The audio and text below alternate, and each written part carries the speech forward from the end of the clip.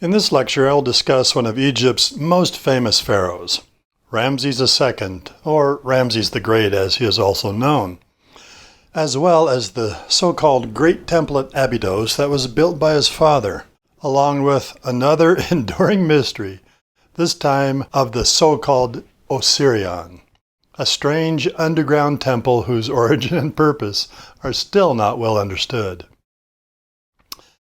One of the reasons that Ramses is such a popular favorite of the masses is because of Hollywood, quite frankly. In Cecil B. DeMille's 1956 cinematic epic The Ten Commandments, which portrayed the larger-than-life story of the Exodus, he played a prominent role in the flight of Egyptian slaves from bondage in Egypt into the Sinai Desert, where they wandered for 40 years before being allowed to finally enter the promised land of Canaan, from which their eponymous ancestor, Israel, had emigrated some 400 years earlier at the invitation of Israel's son, Joseph, to settle in the delta where they grew to become a numerous people that were eventually enslaved by an earlier, unnamed Egyptian pharaoh who feared the potential threat that they posed to Egyptian security. Now, the story of the Exodus has always been central to the establishment of Israel as a nation in Canaan, today's Palestine, and is one of the most common themes in the Old Testament, featuring Moses, a Hebrew infant, being raised in the Egyptian royal court, then fleeing for his life into the desert, and then being called by God to return to Egypt and lead the Hebrews out of slavery in return for their covenant with him to always worship Jehovah as their sole deity. The movie starred Charlton Heston as Moses and Yul Brynner as Ramses the Great, and has become an Easter-time television staple. The public cheered on Heston as Moses as he confronted the arrogant pharaoh, who was played to perfection by a bald Yul Brynner, whose catchphrase, "So let it be written, so let it be done," became the defining characteristic of this powerful pharaoh, who had to be brought to his knees by the 10 plagues, which culminated in the death of his own firstborn son. Now, many people whose view of these incidents are largely framed by the movie don't realize that the pharaoh in the Bible was never identified, assuming that the events took place at all. It was Cecil B. DeMille who decided that Ramses II was the most likely pharaoh to be the pharaoh of the Exodus, and the public has accepted that as the fact ever since. Again, assuming that the Exodus ever happened, something that most mainstream historians now question, it could have been any of several pharaohs, because even the timeline itself is open to question. In any case, I want to take a closer look at this undeniably great pharaoh, a characteristic with which most Egyptologists would agree, who achieved some remarkable things during his long rule. He was to reign for 66 years, till the age of 90, second only to Pepi II, who I'm sure you will remember had ruled for 94 years, as the doddering old pharaoh who was the last pharaoh prior to the Old Kingdom's collapse. So, let's take a look at the 19th dynasty, one of Egypt's greatest dynasties, and see just who Ramses was. We've encountered a lot of pharaohs so far in our study of the New Kingdom, so let's review them so far. First of all, let's see the end of the 18th dynasty, the infamous Amarna period. There was Amenhotep III, then Akhenaten, then someone named Smenkhare, who may actually have been Nefertiti, then the famous Tutankhamun, the evil Uncle Ai, and finally the eradicator Horemheb. Horemheb inaugurated the 19th dynasty, and he ruled for 17 years. Of course, before becoming pharaoh, he had been the general of the armies for the kings of the Amarna dynasty. But ironically, he ended up trying to destroy all references to that dynasty. He died without an heir, so he selected his vizier, a commoner in his 60s, to become pharaoh. Here we see his mummy. He perhaps selected his vizier even though he was an old man, because he had both a son and a grandson, which ensured an orderly succession. The vizier took the name of Ramses and ruled for only 17 months. His son took the name of Seti I. He ruled for only 11 years. Seti was a military-minded pharaoh and perhaps re-established Egyptian control over territories that had been lost during the Amarna era when Akhenaten ignored military and economic affairs in favor of his religious revolution. One of the most interesting things that Seti did was to build a temple at Abydos called the Great Temple. It's a very unusual temple. Let's fly down to the Great Temple to see what I mean. It's here not too far down the river from Thebes, in a district that was devoted to the worship of Osiris. As we zoom in on it, we can see from the footprint that it did not follow the traditional floor plan that we learned about in our study of pylon temples. We can see that it did not follow the axial alignment, but instead took a left-angled turn just past the hypostyle hall. Here's a close-up of what remains of the open courtyard and the facade of that hypostyle hall. I'll explain in just a minute why there is that left-hand turn. But first, let's look at a very intriguing mystery for which the Great Temple at Abydos is infamous, especially among the alien theorist crowd. Here is a relief carved onto the temple wall showing what can be clearly seen, much to the delight of the internet crowd, as obviously a helicopter. So that's how they moved all those heavy blocks to build the pyramids. Plus you can see a jet right here, or a submarine, and a battle tank. No wonder the Egyptians could dominate their neighbors. Despite the fervent wishes of the conspiracy alien theorists, these seemingly modern technological marvels are easily explained. It's an example of what is referred to as a palimpsest. A palimpsest is where an image, whether on a relief or in a manuscript, has been carelessly overwritten, creating two images superimposed over each other to create what appears to be a third image. In the ancient world, or the medieval world for that matter, where writing space was precious, oftentimes the scribe would scratch off a previous word and write a new word over it, sometimes allowing the original word to show through. In the case of the helicopter, an older inscription had been plastered over, and a new phrase was carved into the plaster. Eventually the plaster wore away, leaving the palimpsest, which appears to be a helicopter, or a jet, or a tank. You can see with the tank, if you look carefully, the hieroglyph for a hand right there. So that's what these mysterious forms are, not evidence of alien interventions, nor a technologically advanced Egyptian culture.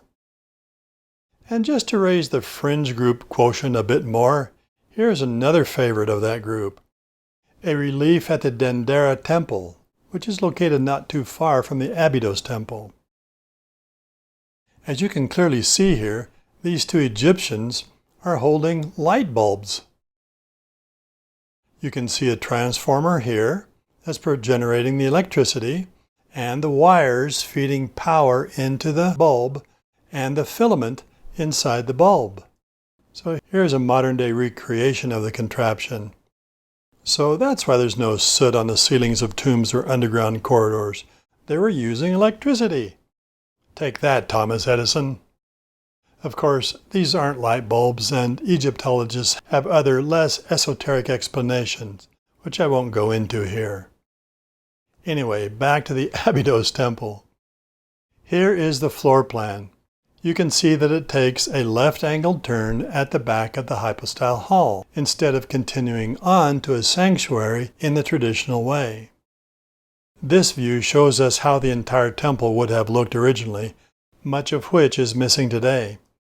So there's the first pylon, then the first open court, second pylon, and a second open court, then two hypostyle halls, which end in 7 shrines rather than a single sanctuary.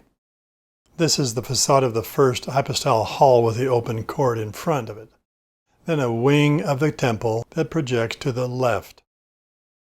One interesting note, it's here that is found the so-called King's List that I referred to earlier when discussing Queen Hatshepsut. This is a relief panel compiled by a priest by the name of Manetho from a later era, in which he lists all of the pharaohs of record of which he was familiar. Okay, now comes the explanation of why the temple has this strange L-shaped plan. Where the sanctuary would normally have been is the so-called Osirion. The Osirion is an underground temple, the floor of which sits some 40 feet below ground behind the Great Temple. This early photograph shows just how far below ground level is the floor of the main hall, which is down here where these fellows are standing. And here's the ground level up here. Now the Abydos temple itself is dedicated to Osiris, king of the underworld.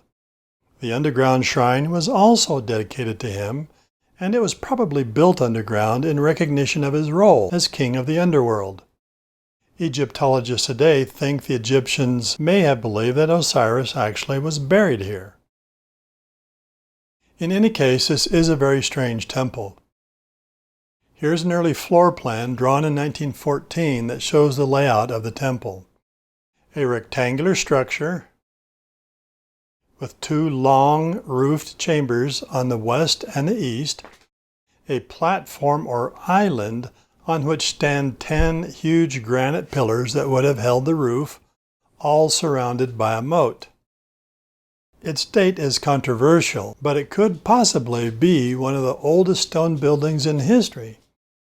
For those who believe that, it would have been constructed all the way back to the 4th Dynasty, the Old Kingdom era, and was placed in the ground long before the Great Temple was built. According to this theory, Seti didn't realize that the Osirion was there when he began this construction. Then during construction, his engineers realized that a hidden temple was underground, and they were forced to change the design of the Great Temple in order to avoid building over the top of it. And that's what explains the unusual 90-degree angle. That's an intriguing theory, but apart from the building technique used in parts of the Osirion, there doesn't seem to be much proof of that. As far as that building technique goes, it's unlike anything that was being built during the New Kingdom, or in other words, the time of Seti, and harkens back to the Old Kingdom era with these huge, simple blocks of granite. Was that simply Seti's homage to the ancient traditions, or was it something else? No one knows.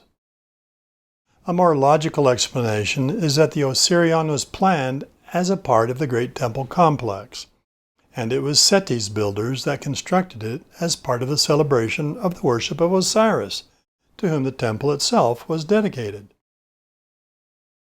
Some of the proofs of that are that Seti's cartouches can be found on many of the bricks and other objects associated with the temple. Also, while the use of granite pillars is typical of the Old Kingdom era, there is also plentiful usage of sandstone, which was a stone that the Old Kingdom builders didn't use.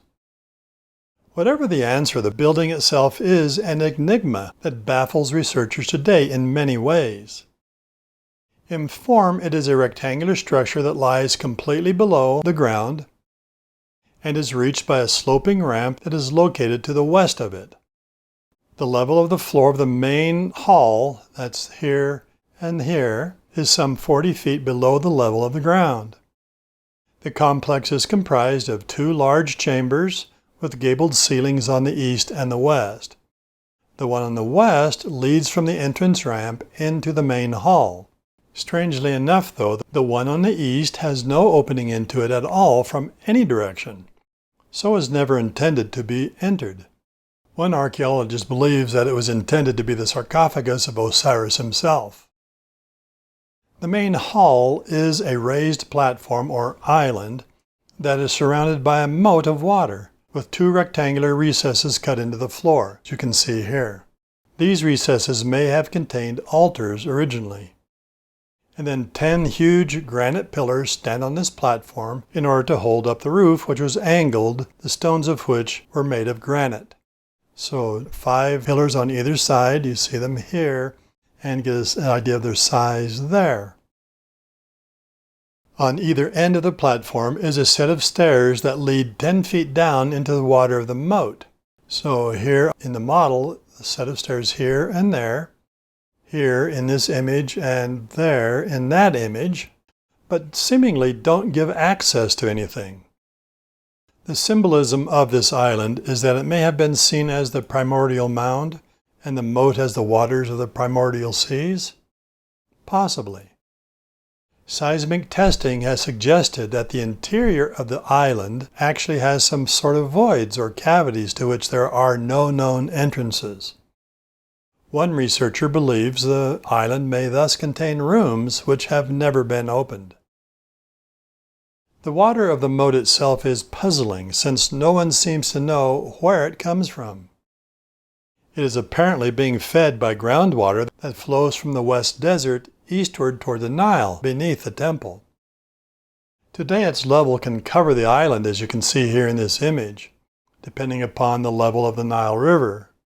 But at its lowest, it is some 12 feet below the top of the island, as you can see here where the water had been pumped out in early excavations, and the bottom of the stairs is revealed.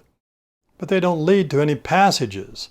One strange thing about that water, though, is that tests on it have shown it to be of a slightly different chemical composition than the groundwater outside the Osirion, and it's 18 degrees warmer. The biggest mystery, though, is that the Osirion doesn't seem to have a foundation. Physical and seismic probes have reportedly reached down to some 50 feet, and no bedrock surface has yet been discovered. This beggars the imagination because it suggests that the walls of the temple were constructed in a hole over 50 feet deep, and that the original level of the water may have been at 22 feet. That's crazy. Obviously, more excavations need to be carried out, but because of the expense, nothing is currently planned. Interestingly, here is an Egyptian papyrus from the Book of the Dead that shows Osiris here lying upon an altar with stairs on either side in a pillared hall that is surrounded by water. A rather unique image considering the structure of the Osirion that we have just been talking about. Well, back to the real world. Seti was buried in one of the largest and most magnificently decorated tombs in the Valley of the Kings. Virtually every inch of the walls and ceiling was painted as you see here. Okay, then came Ramses II. You see him here in this 9-foot-tall statue as a young child sucking on his finger and protected by Horus. He was appointed as Prince Regent at the tender age of 14. And may have ruled with his father Seti for a while, as we see the two of them here on this relief. He went on to rule for 66 years until the age of 90, second only to Pepi II, thereby outliving most of his children and heirs, of course. But more on that later. He was known as a great builder, sometimes called the Great Chiseler, because of his habit of carving his name over the names of his predecessors on buildings and sculptures in order to claim them as his own. He did build a new capital in the Delta called Pi Ramses. This was built on the remains of Avaris, the capital city of the Hyksos. So here we see Thebes, here's Memphis, and then there's Pi Ramses. Almost nothing of this city remains because of the soft, wet soils of the delta, which don't preserve very much of anything, which begs the question of why did he build a major city here? It was probably built in the delta in order to give him access to northern territories, in case he needed to quell disturbances there. He was also known as a great military leader, a persona that he cultivated throughout his life, even though it might not have been entirely merited. He initially gained this reputation early on at the so-called Battle of Kadesh in the 4th year of his reign. Kadesh was a fortified city in northern Palestine that was controlled by the Hittites, arguably Egypt's greatest enemies at the time. The Hittites controlled an empire that comprised most of modern-day Turkey, and they constantly threatened Egypt's hegemony over Syria. Ramses couldn't allow the Hittites to control that area, so he gathered up his army and marched on the city. Let's fly down to see the tell.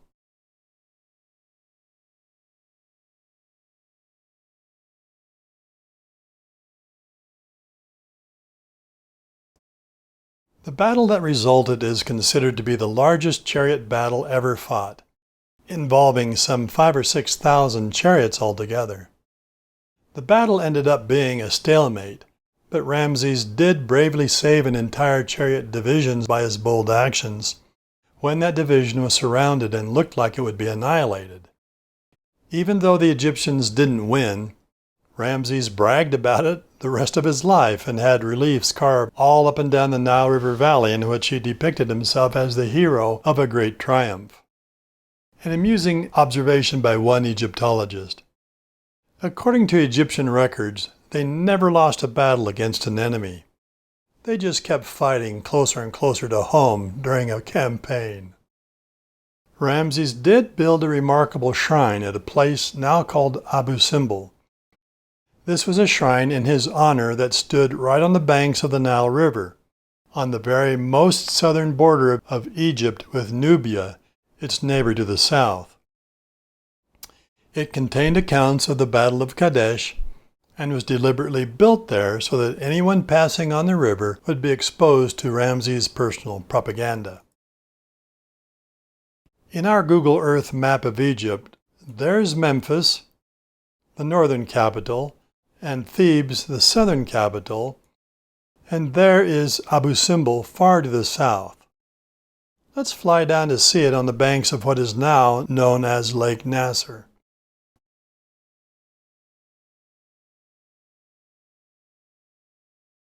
So the shrine sits here on this little peninsula on the front of this cliff right next to the shores of Lake Nasser. Here we can see the shrine, a great memorial to the accomplishments of Ramses and to his wife Nefertari. Here in this aerial view we can see the 4 60-foot seated statues of Ramses, right next to the shoreline of the lake. This is also the way that it would have looked at the time of Ramses, but sitting on the banks of the Nile River. These monumental statues are carved directly from the living stone of the cliff face. You can see in this image that they are quite well preserved, even though one of them has split in two, so that his torso lies here at the feet of the statue. This is a rightfully famous tourist attraction today, and Abu Simbel actually features a small airport for tourists. It's too far to drive by car for people with limited time. Here's a closer view showing the seated, monumentally scaled statues, and the doorway leading into the actual shrine. And you can see the proposed method for creating the statues, roughing out the shapes first, then carving the details later. The shrine itself is actually inside the cliff, and so we'll see that in just a minute. Here you can see the great pharaoh and his wife. Here's the pharaoh, here's his wife. That's a good example of hierarchic scale, eh? Ramses did tend to have an overinflated ego, needless to say. These statues guard his shrine, so let's go inside and see what the shrine actually looks like. Here is the vestibule, framed by more giant statues of Ramses. You can see this guy standing here to give you an idea of the scale. When male statues are used like this as columns, they are referred to as Atlantids. Female figures are called Caryatids. As you can see, these would have been fully painted.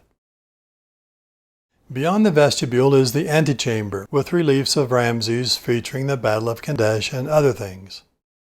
Then beyond that is the actual shrine or the sanctuary.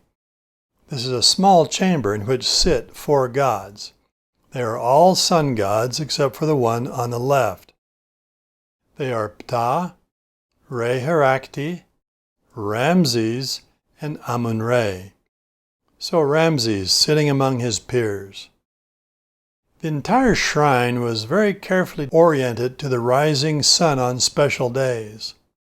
The rising sun would deliberately fall through the doorway and down the entrance passage to directly illuminate Ramses on October 22nd and February 22nd. These were his birthday and his coronation day. The scheme deliberately left Ptah in semi-darkness, since he wasn't a sun god, but rather a god of creation who worked in the dark. Outside we see a hill that contains another shrine. This is a shrine to his wife, Nefertari. Her name means the beautiful one comes, and was given to her by Ramses in recognition of his devotion to her. Apparently she was much cherished by him. Another title that was given to her by the pharaoh is, "She for whom the sun does shine." And he did her great honor by having a shrine to her constructed right next to his own shrine. Of course, one mustn't go too far, since of the 6 statues that stand beside the doorway, 4 are of him, this one, this one, this one, and that one, while only 2 are of her. I want to talk now about one of the most remarkable engineering feats of the modern world, and that is the rescuing of the shrine at Abu Simbel from the rising waters of Lake Nasser, one of the largest man-made lakes in the world. This story began in the early 1900s. Here is an early photograph of the site taken from a boat in the Nile River in about 1900. You can see the 2 cliff shrines and a huge drift of sand that has come down off the desert between the 2. Here we see the so-called Aswan Low Dam. It was built across the Nile by the British in 1902 in order to control the floodwaters of the Nile.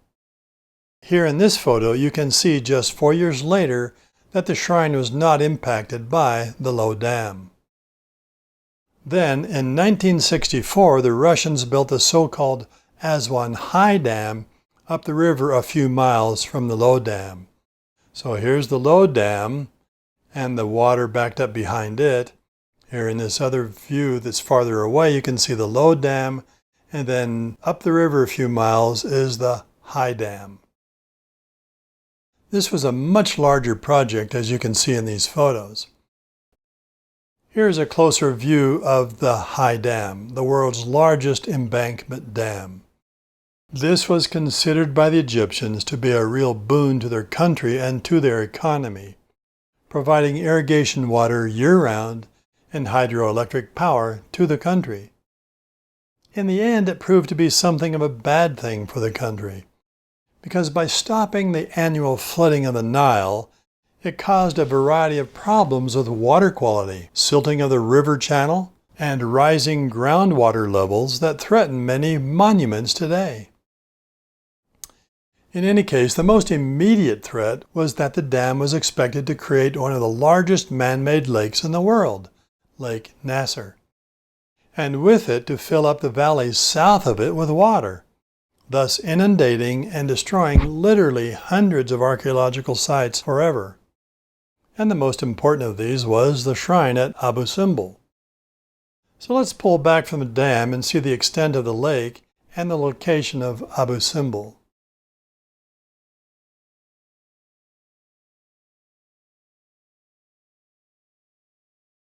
You can see how enormous this lake is. So here's the dam right here, and then the lake extending all the way back to the south. And then right there is Abu Simbel. So the consequences of this is that no one wanted to see this shrine lost. So an international effort was made, led by the United Nations and funded by the United States, to move the shrine. The idea was to cut the shrine away from the cliff and to rebuild a duplicate cliff far enough away from the high water mark of the lake to both preserve the shrine and to orient it on the banks of the lake as it had been on the banks of the Nile. It was a Herculean engineering task, needless to say, but was successfully completed much sooner than expected. I have this little video here that explores the issues that were faced. It's very interesting to watch.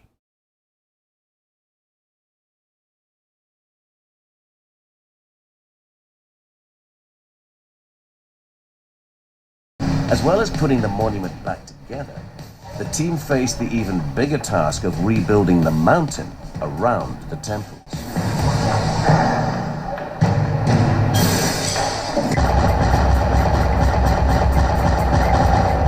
Reassembling an entire mountain on top of the temples in their new position was an immense challenge.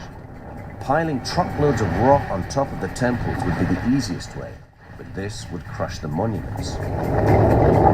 The engineers needed to replicate the precise scientific properties of the original mountain that had acted like an arch to hold the weight of rock away from the ancient temple. Their solution was to build an enormous concrete dome over the temple. The dome was so large it had to be built using 300 giant interlocking concrete sections.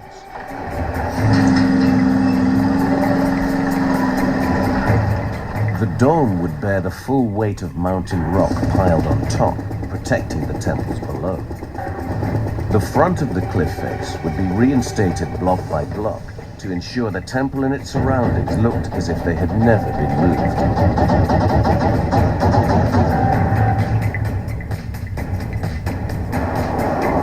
Two huge hurdles remained. Could they orientate the Great Temple as precisely as the ancients for the sunrise to illuminate the gods inside? And could the giant statues of Rameses II be pieced back together to guard the temples once more? The original move involved hundreds of delicate operations like this. It took an exhausting 19 months to completely reassemble the temples. Then they had to disguise their handiwork.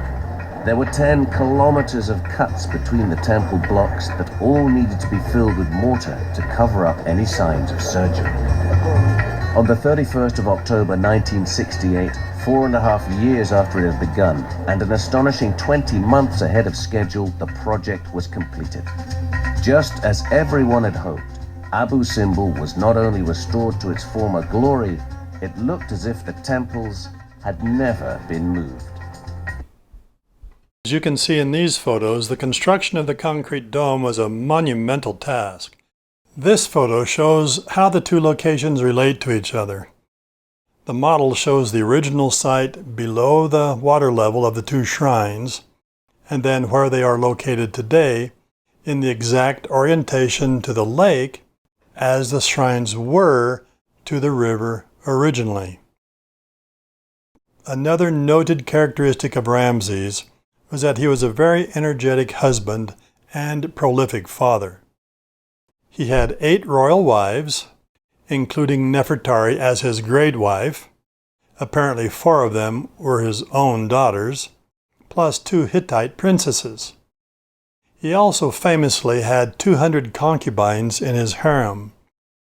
With all of these wives and concubines, he managed to produce a prodigious 96 sons and 60 daughters, so some 156 children altogether. Now, he outlived almost all of them, of course, so none of the sons could come to the throne except maybe the last one. But his 4th son did accomplish something remarkable. His name was Kemwaset, and he was a high priest. Kemwaset created what is called the Serapeum. The Serapeum was an underground burial ground for the Apis bull near Saqqara, where the stepped pyramid is. The Apis bull was the most sacred animal in all of Egypt. According to legend, it was conceived of a virgin cow by a flash of lightning from heaven, therefore was divine. His birthday was celebrated throughout Egypt. Now, the bull was identified by special markings, so whenever the current bull died, a search was conducted throughout Egypt by the priests looking for the next Apis bull. It had to be a black bull with special markings, a white triangle on its forehead, white vulture wings on its shoulders, and a white crescent moon on its right flank, and then a scarab mark under its tongue. I made this Apis bull for you with Photoshop. When this bull was found by the priests, it was taken to a special temple in Memphis, where it lived out the rest of its life in comfort and luxury, receiving special treatment from a cadre of priests whose sole purpose was to serve and care for it. Here we see a 19th century painting showing a procession featuring the bull and his attendants. When it died, all Egypt mourned its passing, and it was mummified and buried in a huge 60-ton granite sarcophagus inside the Serapeum.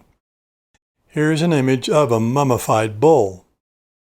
And here we can see the main hallway of the Serapeum, the underground burial chamber, and judge its extent, on either side of which are chambers that contain a single sarcophagus each. You can get some idea of the size of these sarcophagi in this photo. Now back to Nefertari for a minute. She for whom the sun does shine, or the beautiful one comes. Remember, she was Ramses' great wife and seemed to have been truly beloved of him. She died in his 24th regnal year, and according to some Egyptologists, he was never quite the same without her after that, seeming to have lost his zest for life to a certain degree. In any case, he had one of the most beautifully decorated cliff tombs in Egypt created for her, and we have seen some of these images of the interior before, carefully restored to their original condition. But all things must come to an end, even for Ramses. So let's take a look at the end of an era. All of Egypt must have felt the loss when Ramses died. It must have seemed like he had lived forever. He died in his early 90s and was buried in the Valley of the Kings. Now in 1881, more than 40 royal mummies were found in a cave at Deir el-Bahri, in the same area as the mortuary temple of Queen Hatshepsut, if you'll remember. Now remember also, Hatshepsut was one of those mummies. The reason that they were in a cave is that toward the latter parts of the New Kingdom era, tomb robbing was going on at a rapid pace for whatever reason. So priests that were tasked with protecting the mummies gathered up as many of them as they could find and put them into a cave for safekeeping. That's not a tomb, it's just a natural cave. And they survived there in that cave to be discovered at the end of the 19th century. Now Ramses was one of those. So here's his mummy as seen in the Cairo Museum. But that's not the end of the story. In 1863, a tomb was discovered and investigated at the mouth of the Valley of the Kings. It was given the label of KV5, or Kings Valley 5, and was briefly investigated, and then again in 1935.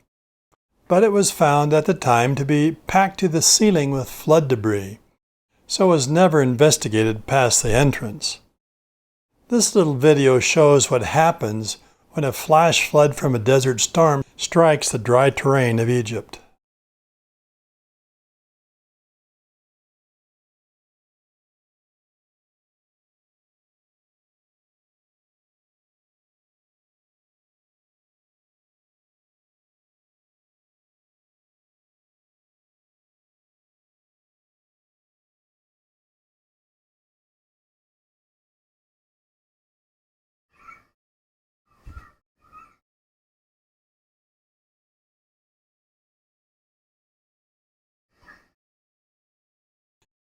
This type of flooding over the centuries filled the tomb with debris. Then in 1989, American archaeologist Ken Weeks was invited by the Egyptian government to reinvestigate the tomb because the valley authorities were planning on building a new bus park at the entrance to the valley and wanted to make certain there was nothing of value in the tomb that would be lost by paving over the entrance. So here's my model of what he found. First of all, he had to clear the flood debris, which was so compacted that it had become almost like concrete. Here are a couple of images that help to illustrate this. First, the level of the compacted debris had reached to just about 3 feet below the ceiling. That had to be literally chipped away with picks in order to begin removing enough of the debris to stand up. When they finally got it all removed, A large pillared hall was revealed. More investigation revealed smaller pillared halls off to either side, and a blocked-up room in the back. When that door was opened, much to the surprise of Weeks and his workers, more royal tombs were discovered beyond it. Then even more. The place finally revealed that it contained tombs for 50 of the sons of Ramses that had all died before he did. More investigations are continuing on an additional lower level. So far, 120 chambers have been discovered in KB5, which has proven to be the largest tomb in the Valley of the Kings. Excavations are still ongoing. Unfortunately, no royal remains nor treasure have yet been found, all of the tombs having been looted in antiquity. So that finishes my lecture on Ramses II. In the next lecture, I will begin discussing the end of the Egyptian era, the Late Kingdom period, when some interesting developments occur that you will undoubtedly be interested in. So stay tuned.